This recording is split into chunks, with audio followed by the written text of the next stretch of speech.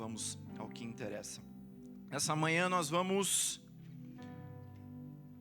falar sobre o tema palavras que geram, que sustentam e que direcionam. Você pode repetir isso? Palavras que geram, palavras que sustentam e palavras que direcionam.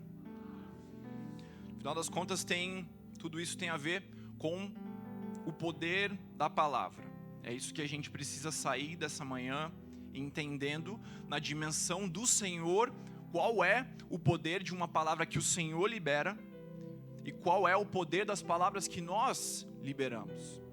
E não tem a ver com aquela coisa de pensamento positivo, de a gente falar algumas coisas simplesmente como se fossem quase que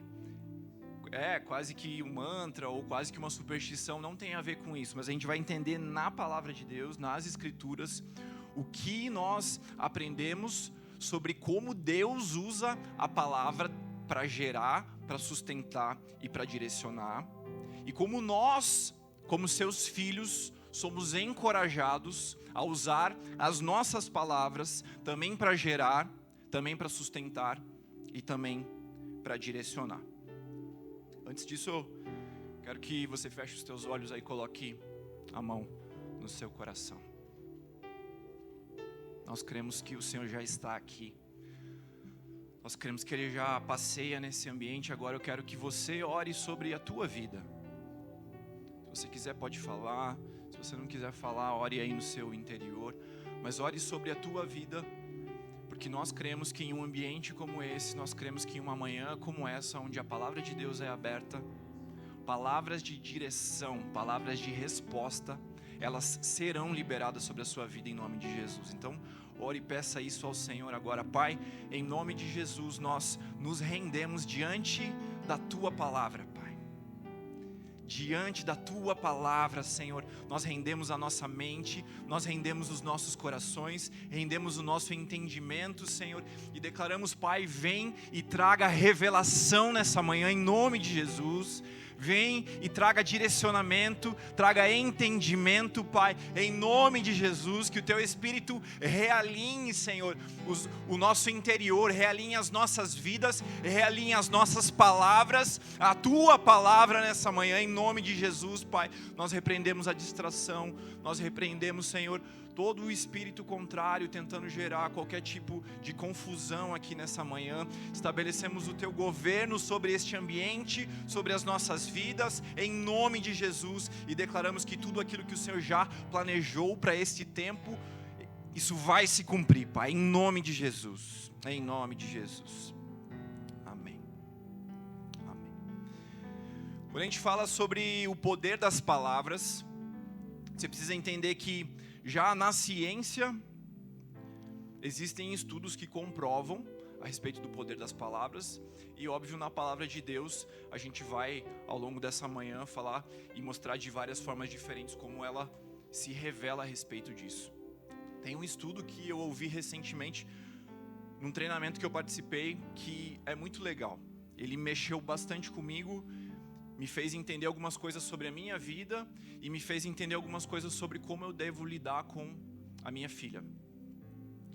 Nesse estudo, tinham dois grupos de crianças, que eram dois grupos de crianças que tinham mais ou menos a mesma nota na média. Então, pensa lá, o grupo A, o grupo B de crianças, elas tinham a mesma performance na escola. E aí, nesse estudo, eles aplicaram uma prova para esses dois grupos de crianças, que era uma prova muito fácil. E os dois grupos de crianças tiraram notas muito altas, e bem parecidas entre si, mas notas muito altas. E o que eles fizeram? Para o primeiro grupo de crianças, eles começaram a elogiar a inteligência daquelas crianças. Então eles começaram a falar: você é muito inteligente, vocês são fora da média. Esse grupo de crianças tem as crianças mais inteligentes, tem as crianças que são mais dotadas de algo que já receberam quando nasceram. Então foram mexendo com aquelas crianças, mas trabalhando com aquilo que elas eram, não necessariamente com o esforço do processo. Então Estão falando, vocês são inteligentes. E com o segundo grupo de crianças, eles trabalharam da seguinte forma, falaram, parabéns, vocês se esforçaram, vocês se dedicaram no processo, vocês mostraram que vocês são capazes de qualquer coisa por meio do esforço, por meio da dedicação. Então, no segundo grupo, as palavras, elas não eram necessariamente de elogio para as crianças, mas elas traziam um reforço da importância do processo. Falando, parabéns porque vocês se dedicaram, parabéns porque vocês se esforçaram. E aí eles aplicaram uma nova prova, que era a primeira prova era muito fácil e a segunda era muito difícil, muito difícil. Qual dos dois grupos vocês acham que tirou uma nota muito maior? O segundo grupo. Então as crianças que entenderam a importância do processo, as crianças que foram reforçadas pelo esforço, pelo empenho, que entenderam que por meio da sua dedicação elas eram capazes de romper limites, foram as crianças que conseguiram sustentar um nível de desempenho ali escolar maior do que daquelas crianças que acreditaram que elas já nasceram muito inteligentes, que elas já tinham algo diferente nelas e que talvez por isso elas não precisavam se esforçar tanto. E aí no final desse estudo, eles aplicaram de novo 2 provas muito fáceis para esses 2 grupos de crianças e de novo o segundo grupo das crianças que foram valorizadas pelo esforço se saiu muito melhor. Então o que eu quero te mostrar aqui? Nem tanto a gente ficar viajando sobre as conclusões disso, acho que ele já fala um pouco sobre si, da forma como a gente deve trabalhar com aquelas pessoas que estão se desenvolvendo. Mas eu quero que você entenda o poder das palavras e de como elas são usadas por nós. Se você é pai ou mãe, o poder daquilo que você fala, o poder de como você direciona as suas palavras, o poder de como você reforça positivamente os seus filhos. Às vezes a gente imagina que só da gente elogiar a gente já está fazendo um bom trabalho. Mas aqui nesse estudo a gente está vendo que não tem a ver só com um elogio, tem a ver com como as nossas palavras são lançadas. Então na ciência já está perfeitamente claro,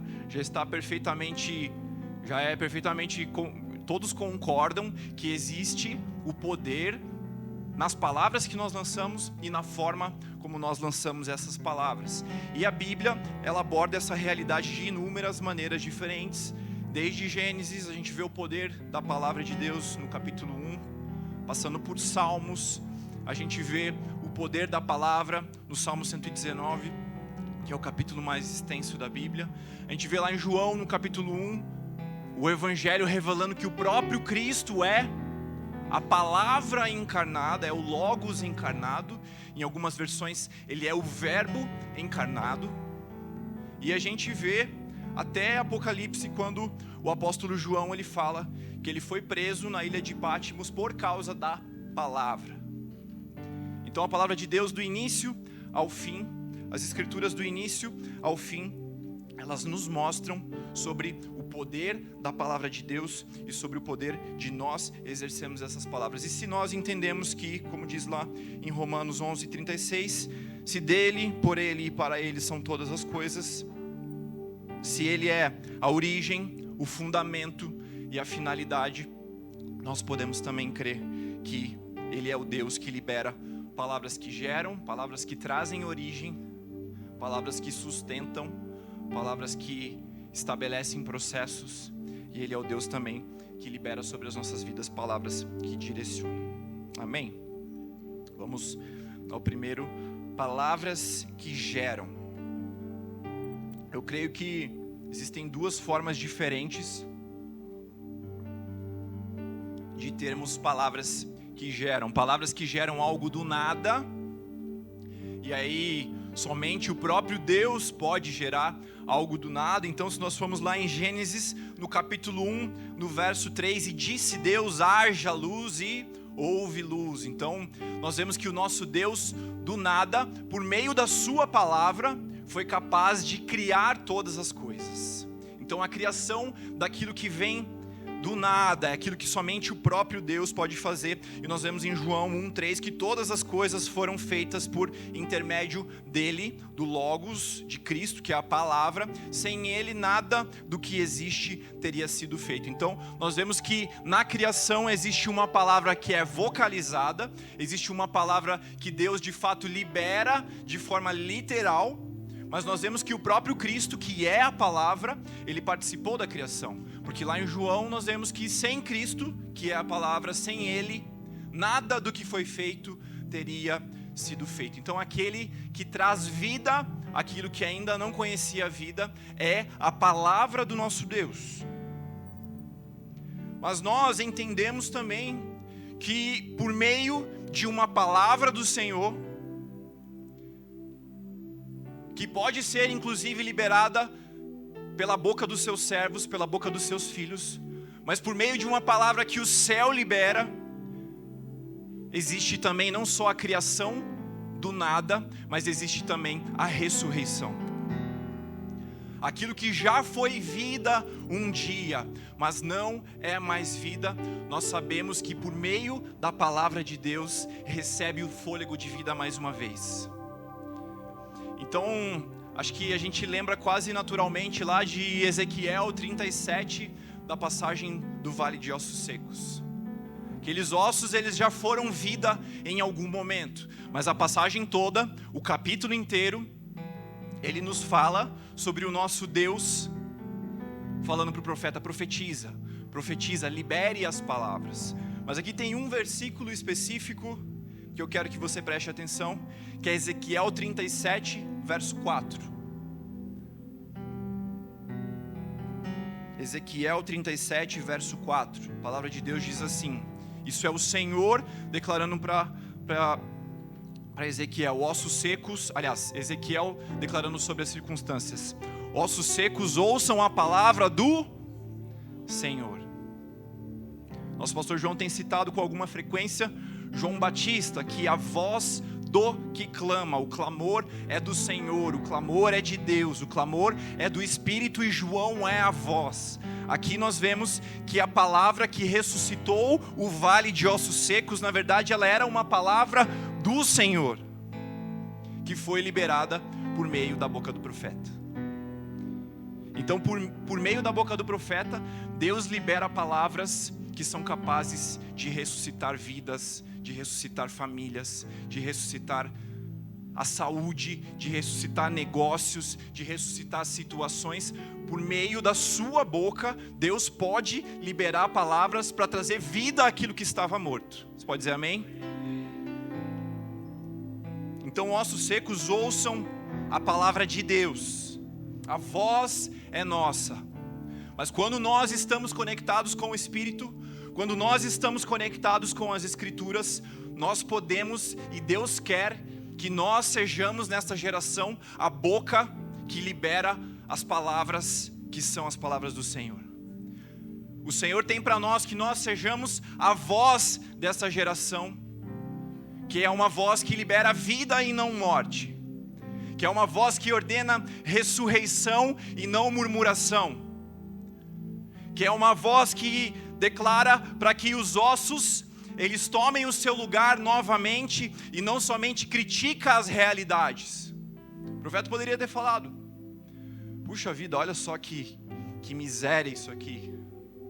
Esses ossos aqui, esse cemitério a céu aberto, esse governo é um absurdo, não fez um cemitério decente aqui. Ele poderia ter olhado para as circunstâncias e de várias formas diferentes ter reclamado daquilo, mas ele entendeu que ele não tinha sido chamado para reclamar. Ele entendeu que ele tinha sido chamado para ser a voz do Senhor. E ainda sobre palavras que ressuscitam, em João 11:43, depois de dizer isso, Jesus bradou em alta voz: Lázaro, venha para fora. E aí você já sabe o que aconteceu. A palavra é capaz de trazer vida novamente. Nós precisamos estar conectados com Deus a ponto das nossas vozes declararem as palavras que Ele quer liberar neste tempo. E aí eu quero contar um testemunho. Creio que alguns já ouviram. Quantos ouviram um testemunho do pastor que pregou lá na sede, o pastor Arlen Mafra? Alguém ouviu? Poucas pessoas. Depois quero te encorajar a ouvir isso lá na sua casa. Esse pastor, em resumo, ele era um empresário em São Paulo, que tinha atingido um nível de sucesso. Ele era casado, tinha um filho, tem um filho e uma filha. Mas em determinado momento da sua caminhada como empresário, ele estava viajando demais. E aí ele começou a sair para relaxar com os amigos ali que faziam negócios com ele, começou a ir a festas, começou a se envolver com bebidas, e depois ele começou a usar esporadicamente cocaína nessas viagens. E aí chegou um ponto que isso se tornou muito frequente. Ele abriu o jogo para a esposa dele, pediu ajuda, mas ele passou por, segundo ele conta, se eu não me engano, são quase 20 clínicas de reabilitação diferentes, entre clínicas, comunidades terapêuticas. Então, o que o dinheiro podia pagar para se libertar do vício, ele fez. E começou a se afundar cada vez mais. E numa das recaídas, ele foi viajar a trabalho. Numa das recaídas, ele voltou. Falou, minha família não merece mais isso. Eu preciso morrer. E o que ele fez? Ele pegou seus documentos, jogou no lixo ali no aeroporto de São Paulo, no aeroporto de Guarulhos, e saiu andando. Ele imaginou que ele não duraria poucas semanas usando crack nas ruas. Já estava usando crack. Aquele pastor ficou 8 anos nas ruas de São Paulo, vivendo na Cracolândia. Ele conta que ele chegou a ficar muitos meses sem tomar banho, que ele percebia que as pessoas tinham nojo dele. Ele ia numa padaria pegar pão, quando ele chegava perto eles já levavam um pão lá fora, de tanto nojo que as pessoas já tinham da condição dele. E aí ele conta que um dia ele estava de noite, tinha se drogado muito, estava jogado num viaduto lá em São Paulo. E aí passa uma mulher que era a voz da boca do Senhor. Passa uma mulher que entendia que a sua voz, ela serve como um instrumento para que palavras do céu reordenem coisas, tragam vida a coisas, tragam ressurreição a histórias, tragam vida novamente àquilo que estava morto. Aquela mulher passando de noite, ele lembra de flashes ali daquela situação. Ele falou que ela passou por ele e depois ele percebeu que ela voltou. E ela se abaixou ali para ele e falou: você precisa entender que Deus, Ele quer te curar e Ele pode te curar. Uma frase simples, certo? Não era uma frase simples, porque era a frase que o Senhor queria dizer para aquele homem. Ela foi a voz de uma palavra de Deus para a vida dele. Deus quer e Deus pode. E ele agarrou aquilo. Falou: Deus quer e Deus pode. Deus quer e Deus pode. Deus quer e Deus pode. Ele gravou essa palavra. Deu algumas semanas, ele falou que ele estava perto daquele local. Uma rotatória, passou um carro, ele viu que passou meio devagar. Saiu o carro. Depois, e ele continua por ali. Depois volta o carro. Desce do carro quem? A filha dele. 8 anos sem se verem. 8 anos sem se verem. E aí a filha libera palavras de ressurreição sobre aquele homem. Preste atenção nas duas palavras que trouxeram identidade para ele de volta. Ele falou que ele viu a filha, ela foi correndo, abraçou ele e falou: pai, volta para casa. Um homem que achava que já estava morto para a família, ele recebe por meio de uma palavra o entendimento que ele ainda era pai e que ele ainda tinha uma casa. O poder das nossas vozes quando nós decidimos declarar as palavras de Deus sobre o caos, sobre as situações que não têm esperança. E aí, Depois você ouve o final do testemunho, não vou contar ele inteiro, mas ele estava lá na Alameda, ele é um pastor hoje, ele é pastor da PIB de São Paulo, e ele conta que ele muitas vezes pediu comida e cobertor na frente da PIB de São Paulo, e hoje ele é um dos pastores daquela igreja. E ele conta que algumas pessoas vão se aconselhar com ele, pessoas que deram comida para ele na porta da igreja. As pessoas não têm nem coragem de contar os problemas, porque ele já é uma palavra viva de que Deus é um Deus que ressuscita histórias, de que Deus desconhece os impossíveis, de que Deus traz vida ao morto. Então as pessoas chegam para pedir um aconselhamento para ele, elas já voltam para casa, com a convicção de que o nosso Deus é o Deus do sobrenatural e é o Deus que por meio da sua palavra quer restaurar a sua história, a sua família, a sua vida. Então, primeiro nós precisamos nos conectar com essa palavra para as nossas vidas, para que a gente gere em nós, ou para que a gente entenda em nós quais são as palavras de Deus para este tempo, para as nossas vidas, quais são as coisas que Deus quer ressuscitar nas nossas vidas. Mas Deus também quer nos usar como a voz que declara a palavra de Deus sobre a vida de outras pessoas. Deus quer que muitos testemunhos se multipliquem sobre as nossas vidas, como o testemunho daquela mulher que talvez ele nunca vá conhecer, e que talvez nem ela vá saber um dia que ele saiu da rua, mas ela foi usada como boca de Deus naquela noite, e Deus quer fazer isso sobre a sua vida e sobre a minha vida também. Você pode dizer amém? Nós cremos nisso, cremos que Deus está levantando isso nesta geração. E ao mesmo tempo, o contrário disso é verdadeiro também. Palavras de vida que geram vida, mas palavras de morte que também muitas vezes geram morte. Então Jesus, lá no Sermão da Montanha, no capítulo 5 de Mateus, versos 21 e 22, declara: vocês ouviram que foi dito aos seus antepassados, não matarás. Quem matar estará sujeito a julgamento. Eu, porém, lhes digo: qualquer um que se irá contra o seu irmão estará sujeito a julgamento. Também qualquer um que dizer ao seu irmão racá, que era uma palavra ofensiva, será levado ao tribunal. E qualquer um que disser louco, corre o risco de ir para o fogo do inferno. O que Jesus está ensinando aqui é: você pode matar alguém com as suas palavras.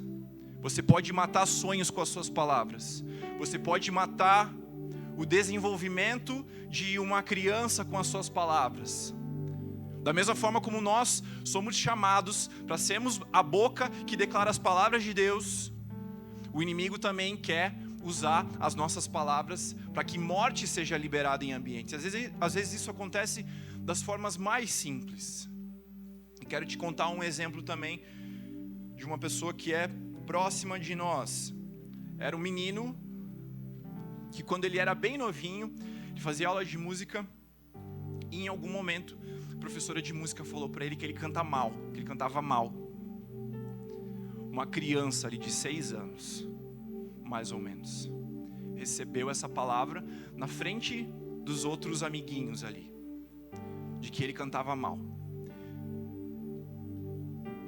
Uma palavra de morte que foi liberada sobre ele.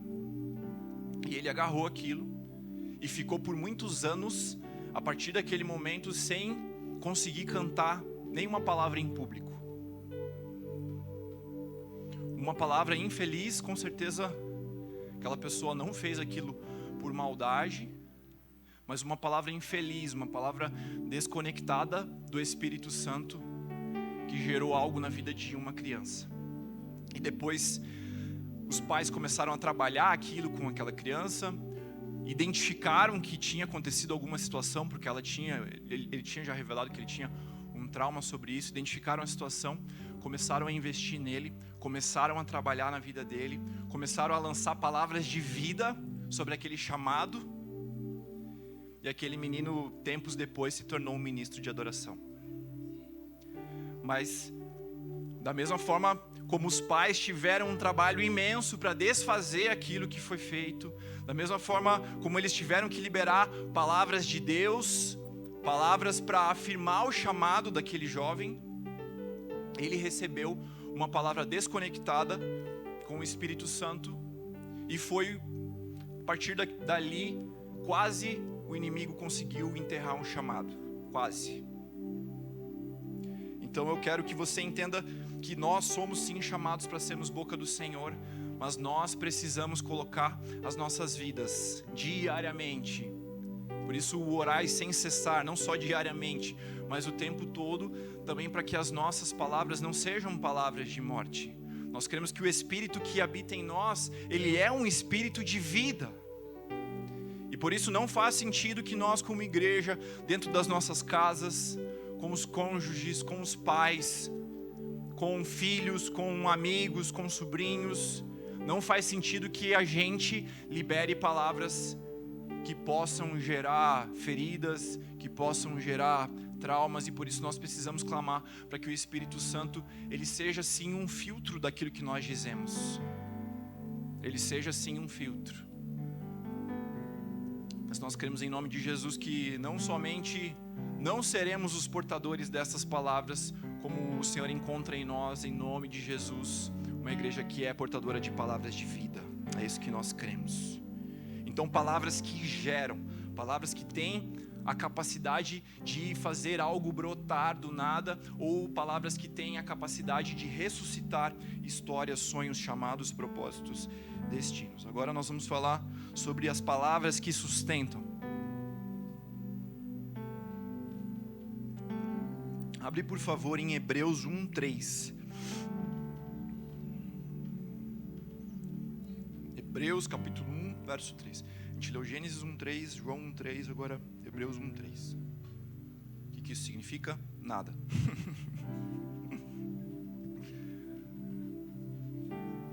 Preste atenção aqui.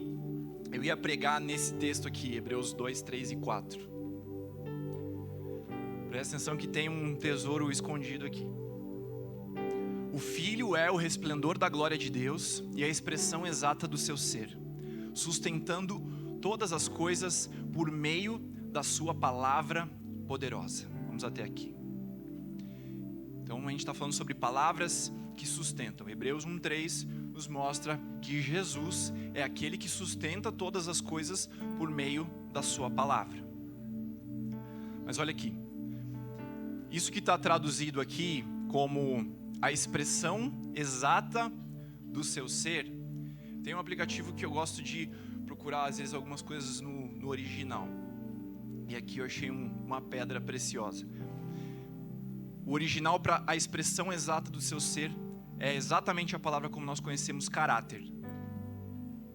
A palavra caráter, ela vem do grego para o português, exatamente como nós dizemos. Então a gente pode entender que o Filho que sustenta todas as coisas por meio da sua palavra, o versículo que nos ensina que Jesus, por meio da sua palavra, ele sustenta todas as coisas, ele nos dá a chave do porquê todas as coisas são sustentadas por meio de Cristo e por meio da palavra dele. É porque Cristo, ele é a expressão exata do caráter de Deus. E aqui nós começamos a aprender que não adianta somente as palavras. Não adiantam somente as palavras se o nosso caráter não revela o caráter de Deus. Não adiantam somente as palavras se a nossa conduta não condiz com aquilo que nós estamos dizendo. Cristo, que foi aquele que sustentou e que sustenta todas as coisas por meio da sua palavra, ele foi habilitado por ter um caráter exatamente como o caráter do Pai. Da mesma forma, as nossas palavras que vão sustentar coisas que Deus está edificando, palavras que vão sustentar coisas que Deus já gerou, as nossas palavras, elas precisam ser acompanhadas de um caráter que reflete o caráter de Deus, de um caráter que reflete a vontade de Deus para as nossas vidas. Foi assim com Cristo, também é assim conosco. Então, palavras que sustentam, assim como encontramos no exemplo de Cristo, elas precisam ser fundamentadas por prática. E aí, o caráter, a integridade, a autoridade, eu creio que todos eles vão ter a ver com essa balança, com a balança do que nós falamos e com a balança do que nós fazemos.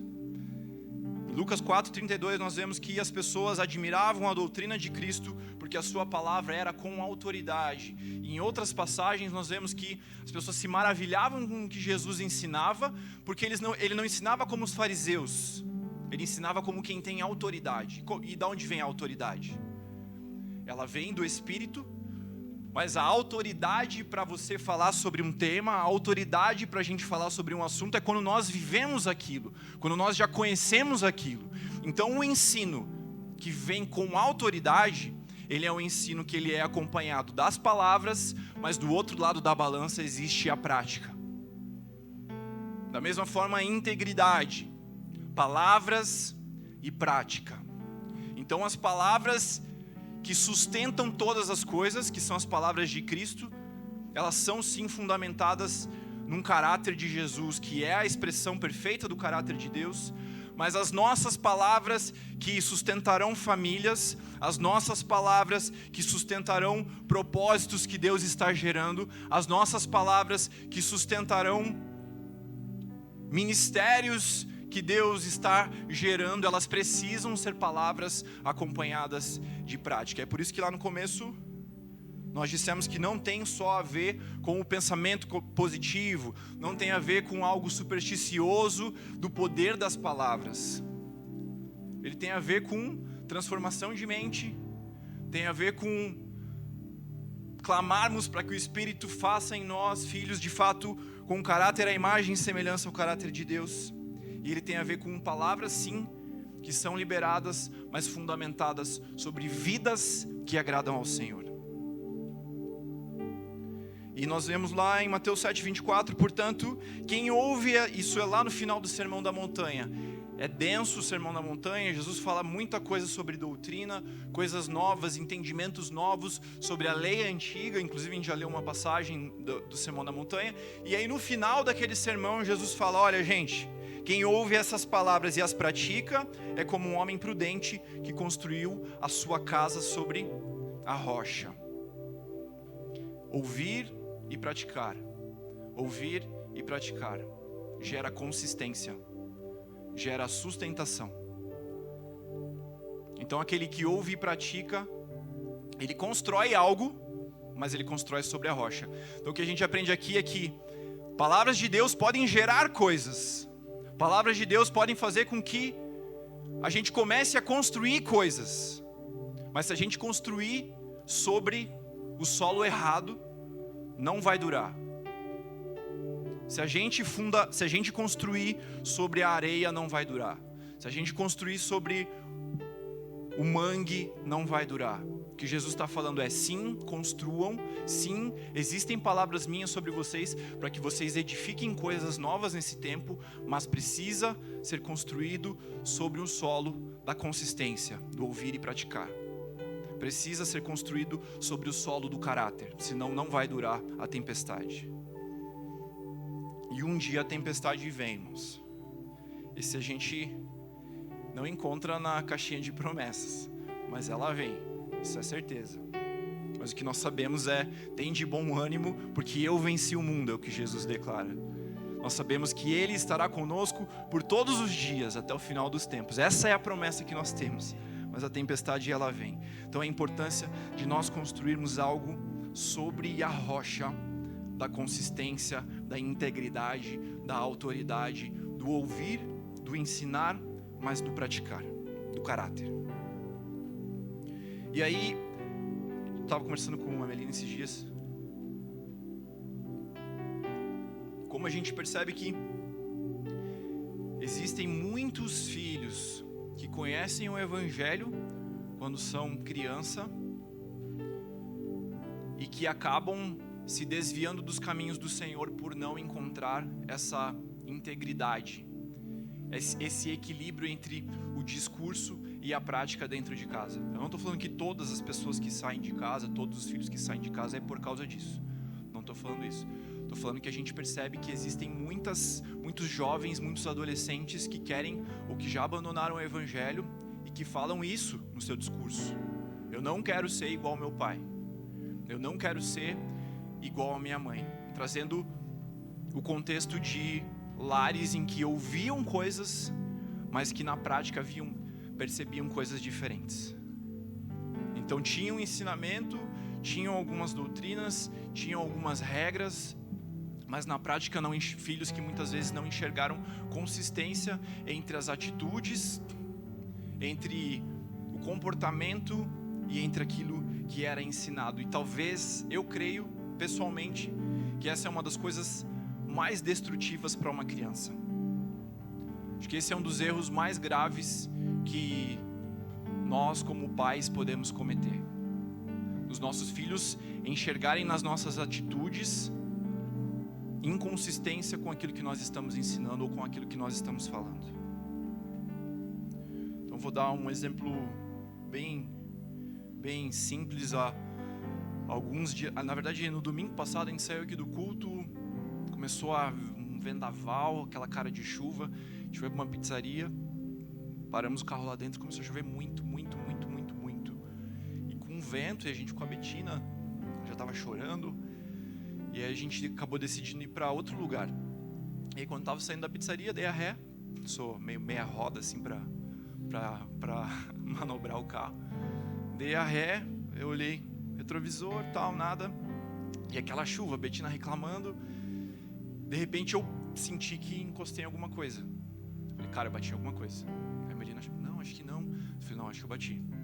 Aí desci do carro, olhei uma moto caída, sem motoqueiro, graças a Deus. Só uma moto, e o capacete foi para um outro canto. Falei, meu Deus. Ali era o cenário perfeito para eu fazer o quê? Para eu sair fora, né? Chovendo, Betina reclamando, eu tinha todas as desculpas do mundo para sair. Mas eu falei, não. Parei o carro, entrei de volta na pizzaria, encontrei alguns jovens lá, inclusive. Pedi ajuda lá pros garçons para achar o abençoado do motoqueiro. Não achamos, fiquei ali esperando. Apareceu ele, estava lá fora, apareceu, veio. Falei, pedi perdão para ele, falei, cara, a culpa foi minha, vamos resolver, eu tenho seguro. A gente vê o que aconteceu. Não dava para saber o que tinha acontecido, porque estava chovendo e estava escuro.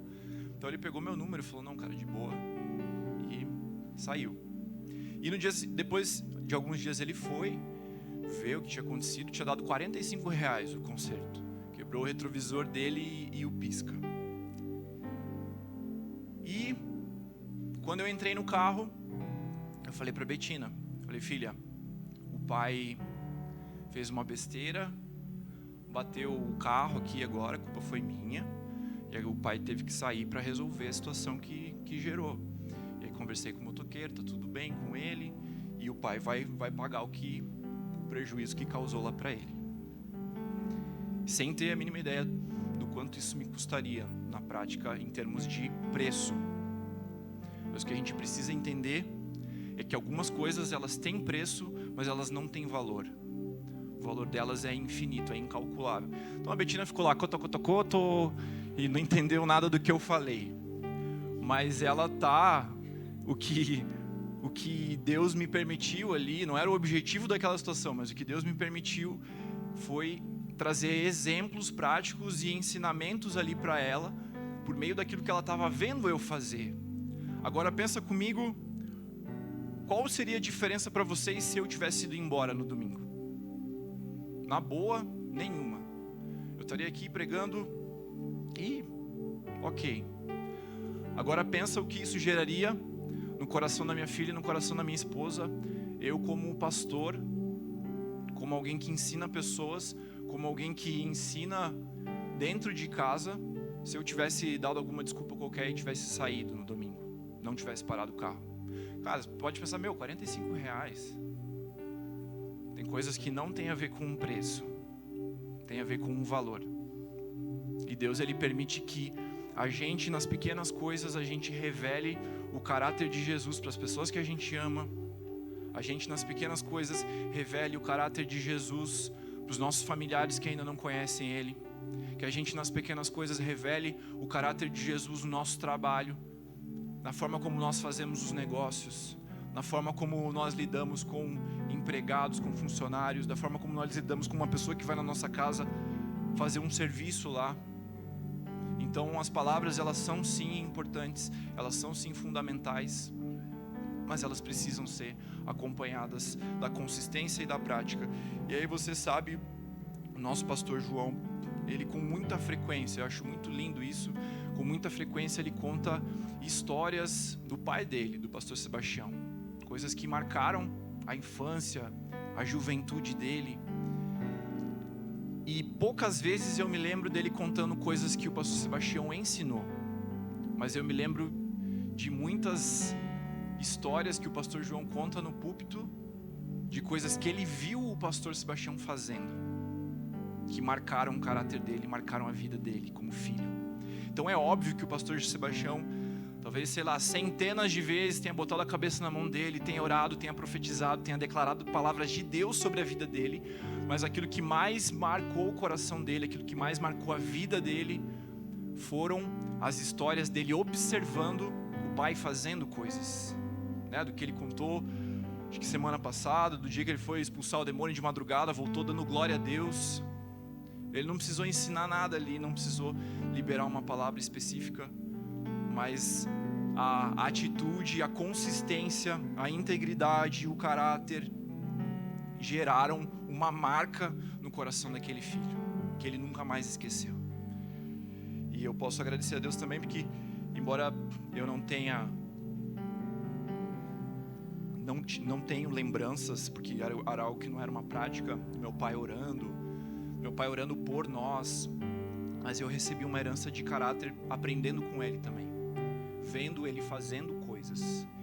E é dessa forma que o Senhor espera que a gente ensine os nossos filhos espirituais, aquelas pessoas que estão perto de nós, que ainda não conhecem a Jesus. É dessa forma que nós podemos ser, de forma bem prática, luz do mundo, sal da terra, mostrando por meio da conduta. Amém? Então falamos de palavras que geram, palavras que sustentam, e vamos encerrar com palavras que direcionam. Acho que até a banda pode ficar aqui já.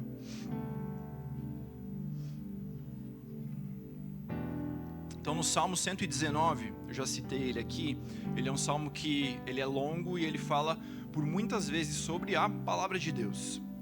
Mas lá no verso 105, que talvez seja o mais conhecido, a palavra de Deus declara: a tua palavra é a lâmpada que ilumina os meus passos e a luz que clareia o meu caminho. Palavras que direcionam. A palavra de Deus é a palavra que ilumina os nossos passos e a luz que clareia, é a lâmpada que ilumina os nossos passos e a luz que clareia o meu caminho. E eu aprendi, por que ele fala lâmpada e luz? A lâmpada nada mais era do que a tocha, do que a iluminação artificial. E a iluminação artificial, ela é usada quando? Ela era usada quando? De noite. Então o que a gente aprende aqui é que, mesmo num ambiente de trevas, a palavra do Senhor, ela é a lâmpada que ilumina.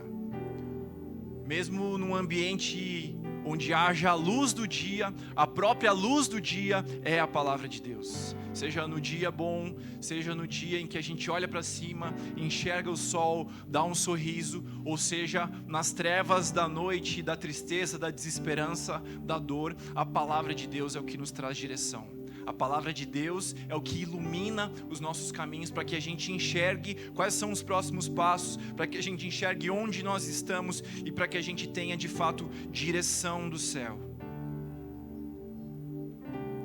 Lá em Isaías 55, de 10 a 13, assim como a chuva e a neve descem dos céus e não voltam para eles sem regarem a terra e fazerem-na brotar e crescer para ela produzir semente para o semeador e pão para o que come, assim ocorre com a palavra que sai da minha boca. Ela não voltará para mim vazia, mas fará o desejo e atingirá o propósito para o qual eu a enviei.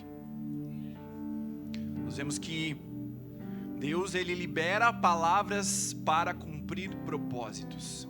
Então as mesmas palavras que geram, as mesmas palavras que sustentam, são as palavras que nos fazem olhar para frente, entender o futuro, entender propósitos. E essas são as palavras que muitas vezes nós ouvimos nesse tempo como as palavras proféticas, daquilo que ainda não aconteceu, daquilo que os olhos naturais ainda não conseguiram enxergar, mas a palavra profética, ela aponta para algo de Deus a respeito do futuro, uma direção, um propósito a respeito do futuro. Então essa é uma palavra que direciona caminhos, revela propósitos e alinha céus e a terra. E aí você precisa aprender que nós podemos e nós devemos ser proféticos, mesmo se a gente não tenha o dom da profecia. Então, agir de forma profética, apontando para o futuro, abençoando, liberando palavras com relação ao futuro, sendo boca de Deus, sendo a voz de Deus, para falar palavras que direcionam, não depende de nós termos o dom específico da profecia, assim como para evangelizar, nós não precisamos ter o dom de evangelista. Então Deus espera de cada um de nós que nós sejamos vozes, que nós sejamos instrumentos para liberarmos também palavras proféticas, palavras que direcionam, palavras que trazem esperança, palavras que trazem luz no meio das trevas, palavras que tragam discernimento sobre situações difíceis. Deus quer, Ele pode e Ele quer usar a sua igreja, usar a sua boca para ser voz profética nesta geração. Ele quer e Ele pode usar a sua boca para que você seja um instrumento usado por Ele, declarando palavras de direção.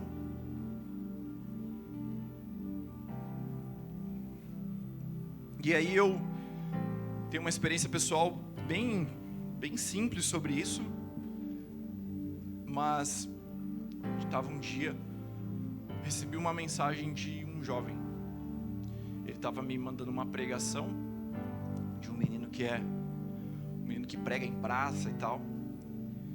E ele falou: Dudu, você que é evangelista tem que ouvir esse cara. Só que ele falou isso e nem eu acreditava nisso ainda. Ele falou isso no momento que não existia Basileia, não existia nada disso que a gente tem falado muitas vezes aqui. E ele falou pra mim: você que é evangelista precisa ouvir ele. E eu falei: cara, eu acho que eu não sou. E fiquei meio calculando ali. E eu ouvi aquela mensagem, falei: vou ouvir. Ouvi aquela mensagem, Deus me pegou de um jeito que, quando você tem certeza que de fato aquela palavra que ele lançou era uma palavra de Deus, ele foi boca de Deus para falar algo ali. Deus me pegou, Deus me mostrou o ministério da praça deles lá em Brasília. Inclusive, depois de alguns meses eu tive a oportunidade de estar a trabalho em Brasília e conseguir ir conhecer o trabalho deles na praça. E aquilo gerou algo em mim, mas me deu uma direção com relação ao futuro. Eu já estava conversando com o pastor João sobre a gente começar algum trabalho mais focado em evangelismo. E ali Deus o usou de uma forma extremamente simples para que ele trouxesse uma palavra de direção, uma palavra profética, talvez sem ele nem saber. E eu creio que Deus, ele quer fluir dessa forma no meio da igreja. A gente tem, e a gente de curitibano tem mais dificuldade com isso ainda, de olhar para as pessoas, de olhar para o nosso irmão, de dizer uma palavra de ânimo, entender se essa pessoa está com um semblante triste, falar uma palavra de bênção sobre a vida dela, ver uma coisa boa na outra pessoa e declarar sobre ela isso. Cara, eu vejo que o Toninho é alguém que exala alegria, que é usado por Deus para trazer alegria, talvez em ambientes de tristeza, que é usado pelo Senhor para trazer júbilo em ambientes que não conheciam a alegria de Deus. Isso como um exemplo, mas a gente tem dificuldade de fazer isso. Só que nós, muitas vezes, nessa nossa dificuldade, que às vezes a gente se esconde como uma dificuldade cultural, ou qualquer outra coisa que a gente se esconde, a gente acaba travando e deixando de liberar palavras que poderiam ser palavras que geram, palavras que sustentam, ou palavras que trazem direção sobre a vida de outras pessoas. Então eu creio que Deus está despertando em nós, nesta manhã, algo para nós como igreja, assim, buscarmos essa direção para nós, buscarmos quais são as direções do Senhor sobre nós, o que Ele quer gerar em nós, o que Ele quer ajustar em nós para que exista consistência nas nossas palavras. O que Ele quer nos direcionar, Ele quer fazer algo em nós, mas eu creio também em nome de Jesus que Ele quer nos despertar como uma igreja que entende que tem um chamado de ser a voz das palavras de Deus, que tem um chamado para vocalizar as palavras que são liberadas do céu. Amém? Você pode ficar em pé?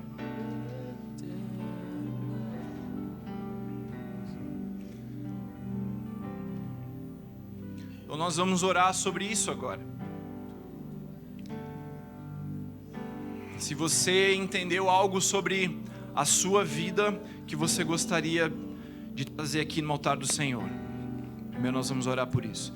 Se você entende algo sobre a sua vida, você está talvez precisando nessa manhã de uma palavra de ressurreição, assim como aquele homem recebeu uma palavra de ressurreição. Deus quer e Deus pode transformar a tua realidade.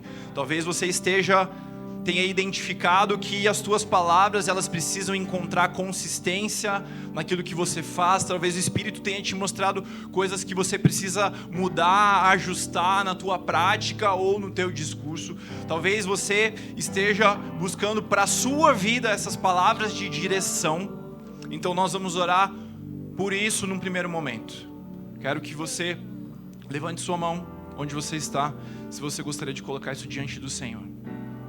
Deus abençoe, Deus abençoe, Deus abençoe, amém, Deus abençoe. Mas eu quero também desafiar toda a igreja. Eu quero lançar um desafio muito prático. Quero te desafiar a, até amanhã, você lançar uma palavra sobre a vida de alguém. Pode ser uma palavra simples, como eu falei para o Toninho agora, de algo que você enxerga na vida de uma pessoa e que talvez você nunca tenha dito para ela que você admira aquilo, algo que te inspira na vida de uma pessoa e que você gostaria de marcar a vida com ela, a vida dela sobre isso, declarar algo sobre o futuro dela em relação àquilo que você enxerga, aquilo que você identificou. Ou talvez você conhece alguém que está vivendo um momento de dificuldade, um momento de desafio, um momento em que está clamando por ressurreição na sua vida, e você sente no Espírito que você deve fazer talvez uma oração com aquela pessoa, clamando pela ressurreição, liberar palavras do céu ali sobre a vida dela, clamando para que uma nova história, um novo tempo se concretize sobre a vida dela. Enfim, acho que de várias formas diferentes isso pode ser prático, mas eu quero te desafiar a fazer isso até amanhã. A gente faz uma semana, ninguém faz, né?